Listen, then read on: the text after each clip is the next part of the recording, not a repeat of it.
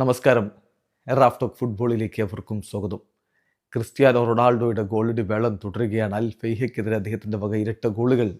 അൽ നസർ വിജയ കുതിപ്പ് തുടരുകയാണ്. Saudi pro ലീഗിൽ കളിച്ച 7 കളികളും വിജയിച്ച് അവരിപ്പോൾ 1-ാം സ്ഥാനത്താണ്. അൽ ഫെയ്ഹയ്ക്കെതിരെ അൽ നസർ അത്ര മികച്ച പ്രകടനമല്ല നടത്തിയത്, ശരിയാണ്. പക്ഷേ CR7 ഗോളടി മികവ് അവരെ വിജയത്തിലേക്ക് കൊണ്ടുപോവുകയായിരുന്നു. മത്സരത്തിൻ്റെ 13-ാമത്തെ മിനിറ്റിൽ തന്നെ ജെയ്സണിലൂടെ അൽ ഫെയ്ഹയാണ് ലീഡെടുത്തത്.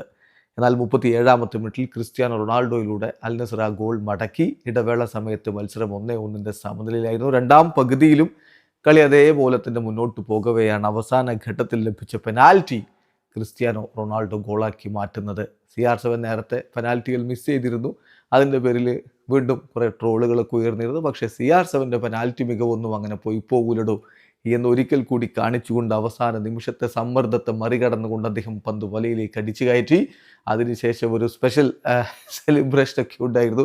അൽ നസർ താരം അദ്ദേഹത്തിൻ്റെ തലക്ക് മുകളിലൂടെ അപ്പുറത്തേക്ക് ചാടുന്ന കാഴ്ച. എന്തൊക്കെയാണെങ്കിലും ഒടുവിൽ 2-1 അവർ വിജയിച്ചേറി. ഏതായാലും ഈ പെനാൽറ്റിയുമായി ബന്ധപ്പെട്ട് വിവാദങ്ങൾ വേറെയുണ്ട്. അൽ നസറിനെ റെഫറി സഹായിച്ചു എന്ന് പറഞ്ഞുകൊണ്ട് മറ്റ് ടീമിലെ താരങ്ങൾ മാൽക്കമിൻ്റെ സോഷ്യൽ മീഡിയയിലെ സ്റ്റോറി നോക്കുക, റിയാദ് മെഹ്റസിൻ്റെ സ്റ്റോറി നോക്കുക, ഒക്കെ ഈ പെനാൽറ്റിയെ കളിയാക്കിക്കൊണ്ടാണ്. അൽ ഹിലാലിൻ്റെ മാൽക്കമൊക്കെ അത് കളിയാക്കുമ്പോൾ അത് വലിയ തമാശയാണ്. എല്ലാവർക്കും അറിയാം എന്തൊക്കെയാണ് പോയ സീസണുകളിലൊക്കെ അവിടെ നടന്നത് എന്ന്. ഏതായാലും 7 കളികളിൽ 7 വിജയിച്ച് 21 പോയിൻറ്റോടെ അൽ നസർ 1-ാം സ്ഥാനത്ത് കുതിക്കുന്നു.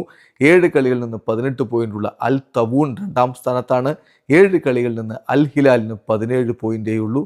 അൽ അഹ്ലിക്കാവട്ടെ 7 കളികളിൽ നിന്ന് 13 പോയിൻ്റ് മാത്രമാണുള്ളത്. ഏതായാലും CR7 ഗോളടിയിൽ മിന്നിക്കത്തി ഇപ്പോൾ മുന്നോട്ട് കുതിക്കുന്നു. 8 ഗോളുകളാണ് ഈ സീസണിൽ അദ്ദേഹം നേടിയിട്ടുള്ളത്. 9 ഗോളുകളുമായിട്ട് ജാവോ ഫെലിക്സും ജോഷുവ കിങ്ങുമാണ് 1-ാം സ്ഥാനത്തെങ്കിൽ CR7 തൊട്ടു പുറകെയുണ്ട്. വീഡിയോ അവസാനിക്കുന്നു. ഫുട്ബോൾ ലോകത്ത് കൂടുതൽ വിശേഷങ്ങളുമായി റാഫ് ടോക്സ് വീണ്ടും എത്താം.